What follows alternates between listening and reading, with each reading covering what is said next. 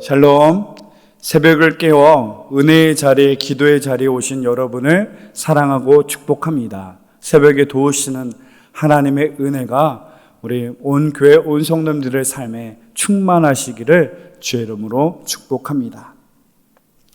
사도신경으로 우리의 신앙을 고백드리겠습니다. 나는 전능하신 아버지 하나님, 천지의 창조주를 믿습니다.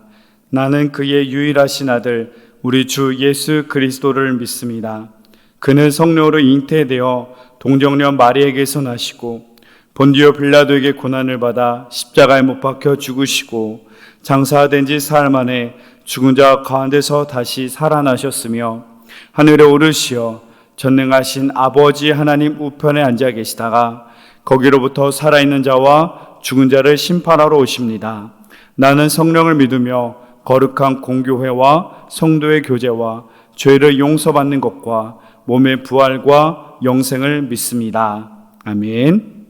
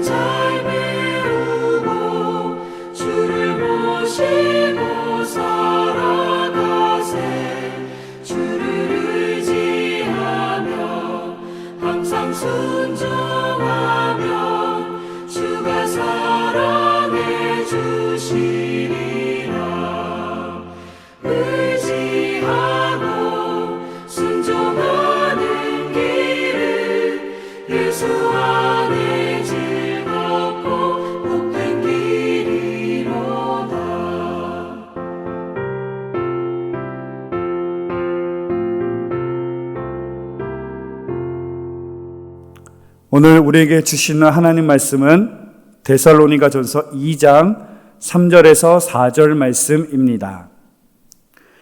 우리의 권면은 간사함이나 부정에서 난 것이 아니요 속임수로 하는 것도 아니라 오직 하나님께 옳게 여기심을 입어 복음을 위탁받았으니 우리가 이와 같이 말함은 사람을 기쁘게 하려 함이 아니요 오직 우리 마음을 감찰하시는 하나님을 기쁘시게 하려 함이라. 아멘. 어제에 이어서 오늘 본문의 말씀에도 복음을 향한 바울의 변호와 변론이 시작되어집니다. 자신 개인만의 명성을 위해서 이 변론을 하는 것이 아니라 자기만 혼자만 손해보면 문제없지만 복음이, 이 순결한 하나님의 복음이 폄하되고 정말 가치를 잃어버릴까봐, 또한 그 비방자들의 왜곡된 복음으로 말미암아 교회가 흔들리고 성도의 믿음이 흔들릴까봐 이 복음을 향한 바울의 변론이 시작되는 말씀입니다. 특히 3절에 보면요, 세 가지에서 아주 강하고 단호하게 부정하며 이 복음은 무엇을 위한 것인지 이유와 목적을 밝히고 있습니다. 3절 말씀 보면요, 우리의 권면은 간사함이나 부정에서 난 것이 아니요 속임수로 하는 것도 아니라. 아멘. 여기서 보면 바울이 전한 복음, 하나님의 복음이죠. 복음의 내용은 오직 예수 그리스도 시작해서 예수 그리스도부터 끝으로 결론 맺는 이 하나님의 복음을 전하는 것을 향하여서 권면이라고 말합니다. 그러니까 사도 바울은 만나는 사람마다 간곡히 부탁하며 권면했던 것을 알 수 있어요. 죄인입니다. 당신은 죄인이십니다. 예수님을 믿어야만 구원받습니다. 우상을 버리시고 하나님을 섬기셔야 돼요. 이렇게 만나는 사람마다 간곡히 간청하며 권면하였다는 것을 알 수 있습니다. 우리는 전도라고 하면 어려운 일인 것처럼 생각을 합니다. 어떤 특정한 날, 어떤 믿음이 대단한 특별한 사람만이 할 수 있는 특별한 사명 임무라고 하지만 그렇게 생각하는 경우가 많습니다. 그러나 바울은 그의 삶 속에서 만나는 사람마다 자연스럽게 예수님을 증거하며 그분을 권명하며 그분을 소개했다는 것을 알 수 있죠. 우리의 삶에서도 이러한 예수 그리스도를 증거하는 복된 믿음의 삶이 되시기를 다시 한번 주의 이름으로 축복합니다.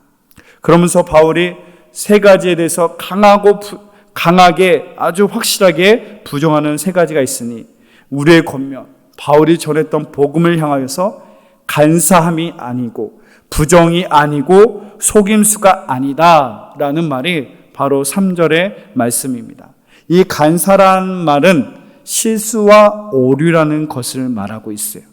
바울이 나 자신의 개인의 생각과 철학을 말한 그런 실수와 오류가 아니라 바울이 전한 복음은 절대 진리이신 하나님의 말씀만을 전했음을 말하는 것입니다. 바울이 전한 것은 오직 성경에 기록된 하나님만을 증거했다는 말씀이에요. 그의 생각이 아니라, 그의 경험이 아니라, 그의 철학이 아니라 실수가 없으신, 오류가 없으신 하나님의 말씀만을 증거했습니다 라고 말하는 것입니다.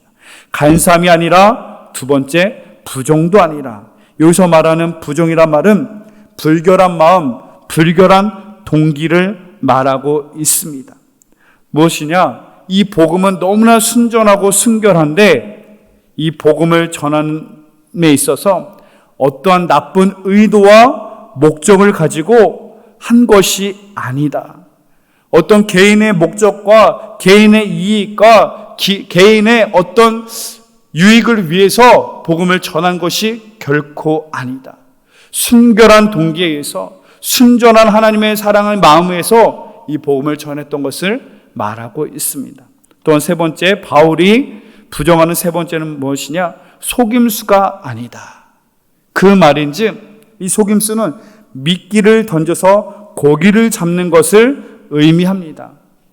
바로 바울이 전했던 복음은 사람들을 속여서 예수 신학의 홀라당 그냥 속아 넘어지게 하는 그런 속임수가 아니고 과장도 아니고 거짓도 아니고 오직 순결하신 하나님의 복음이라는 것이죠. 간사함이나 부정이나 속임수가 아니었다는 것이죠. 우리에게 주시는 중요한 말씀이 여기 있습니다. 순결한 복음, 이 예수 그리스도의 복음을 전함에 있어서 순결하고 고귀한 하나님의 말씀과 같이 복음을 전하는 그 전도자 또한 순전함으로, 순수한 마음으로, 하나님을 향한 사랑의 마음으로 그 복음을 전해야 된다. 복음의 결론뿐만 아니라 복음을 전하는 그 전도의 내용과 과정과 방법 또한 하나님 보시기에 부끄럽지 않은 모습으로, 사람이 보기에 부끄럽지 않은 모습으로, 온전한 모습으로, 온전한 하나님을 향한 사랑의 모습으로 증거하며 섬기며 전도해야 됨을 말씀하고 있습니다. 간사함이 아닙니다. 부정도 아닙니다. 속임수도 아닙니다. 오직 순결함으로, 오직 하나님의 향한 사랑의 마음으로 되는 줄로 믿습니다. 그리고 이어서 바울이 전하였던 이 복음의 이유와 목적, 그 동기를 밝히고 있는데요. 4절 상반절에 보면 이렇게 말씀하고 있습니다. 오직 하나님께 옳게 여기심을 입어 복음을 위탁받았으니, 여기서 옳게 여겼다 함은 나는 원래 옳지 못한 부정한 사람이었는데 하나님이 나를 옳게, 의롭게, 귀하게 여기셨음을 말하고 있습니다. 실제로 바울은 예수님을 만나고 예수님을 영접하기 전에 교회를 핍박하던 자 아니겠습니까? 그리고 그를 향해서 죄인 중에 괴수였다고 말하고 있고요. 최초의 순교자 스데반을 죽이는데 누구보다 앞장서서 선동했던 박해자입니다. 그런 의롭지 못한 죄인 중에 괴수되었던 바울을 하나님이 옳게 여기셔서 복음을 위탁받았으니, 이렇게 말하고 있습니다. 여러분, 위탁받았다, 이것은 하나님께 부탁을 받았다라고 말하고 있어요. 부탁을 받았다. 정말 옳게 여김을 받은 바울이 하나님의 복음의 증거자로 부탁을 받은 것 같이, 위탁을 받음과 같이 우리 또한 동일하지 않습니까?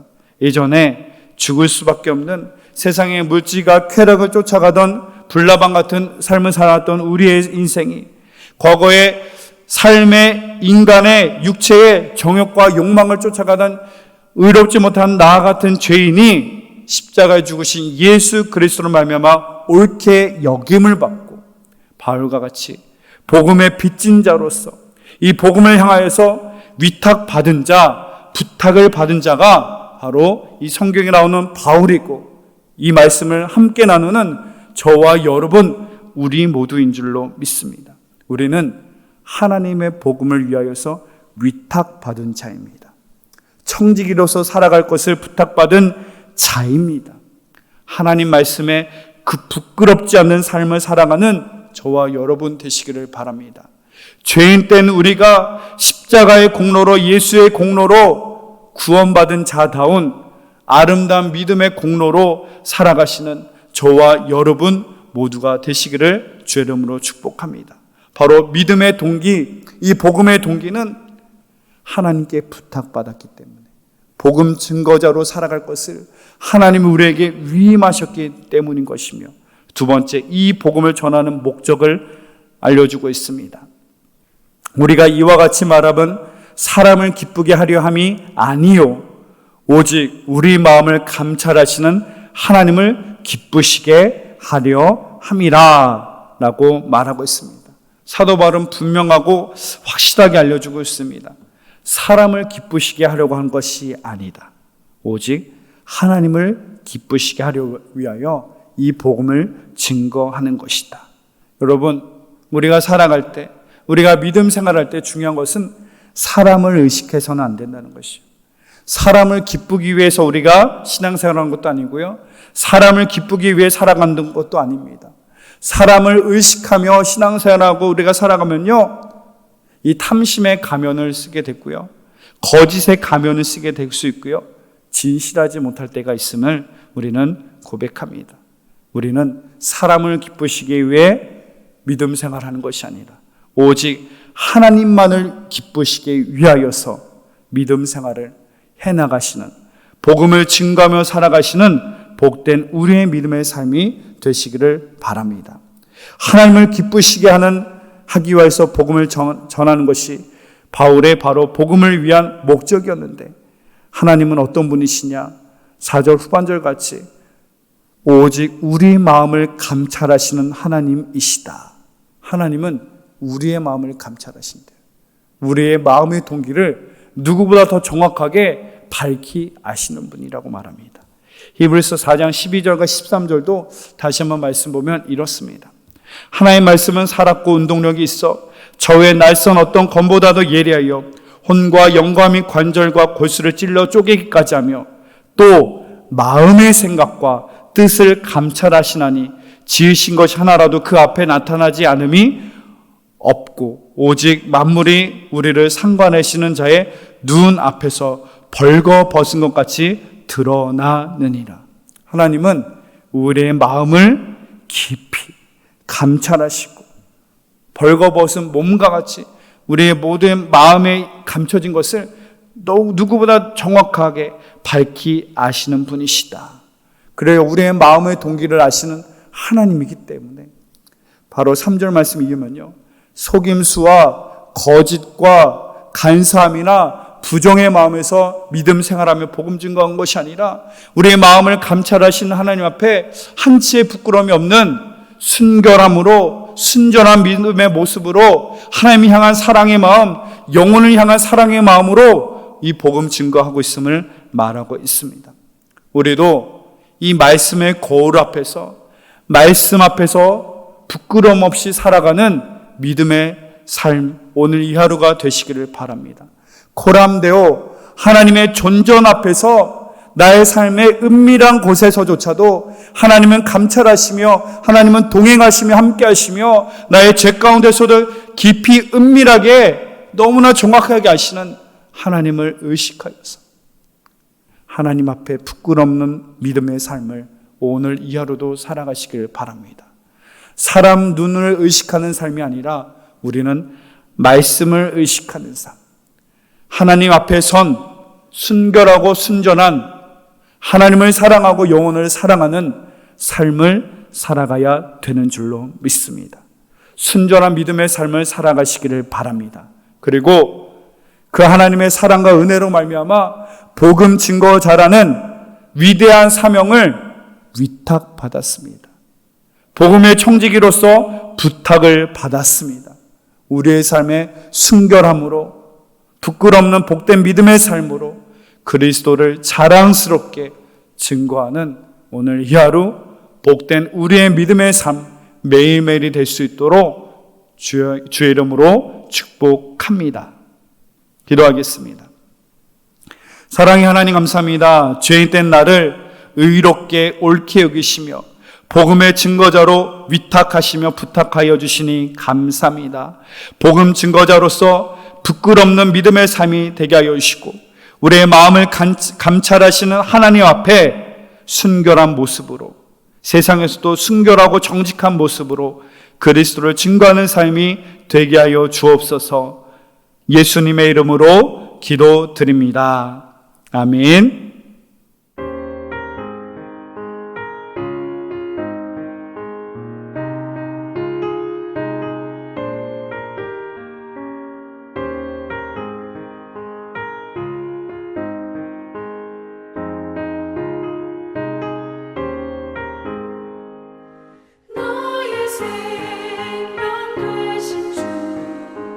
주님 앞에 나아갑니다.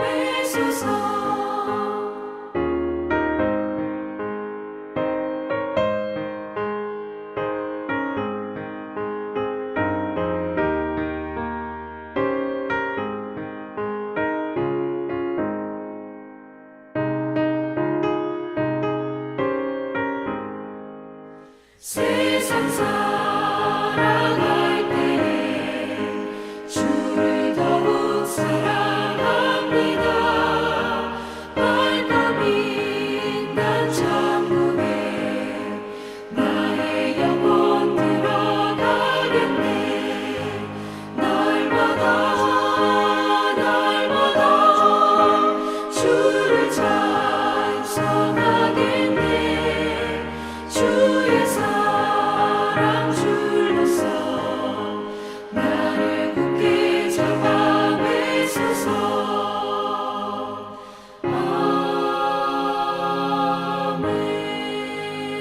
아멘. 주님의 기도로 새벽 기도회를 마치겠습니다. 하늘에 계신 우리 아버지, 아버지의 이름을 거룩하게 하시며 아버지의 나라가 오게 하시며 아버지의 뜻이 하늘에서와 같이 땅에서도 이루어지게 하소서. 오늘 우리에게 일용할 양식을 주시고 우리가 우리에게 잘못한 사람을 용서하여 준 것 같이 우리의 죄를 용서하여 주시고 우리를 시험에 빠지지 않게 하시고 악에서 구하소서. 나라와 권능과 영광이 영원히 아버지의 것입니다. 아멘.